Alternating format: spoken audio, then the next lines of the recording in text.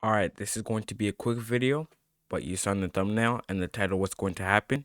So what you're going to do is follow my mouse down to the user settings, go to game activity right here, and basically you want to don't be playing the game though, that won't make it really work. You want to be putting add it right here where it says not seen your game, and then choose one of these. Don't choose Google Chrome, it's because I have Google Chrome open. But Groove Music, Microsoft Store, Movies, or if you have Adobe, these will always just be there for some reason, and that's to your advantage. So for me, I use Microsoft Store, doesn't really matter. And then you can actually hover your mouse to rename it.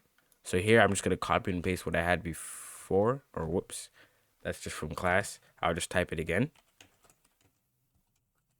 There you go. Now when we save that, it's going to be saying I'm playing that in Discord. Just started playing. Just join my Discord link in the description. And thank you for watching this video.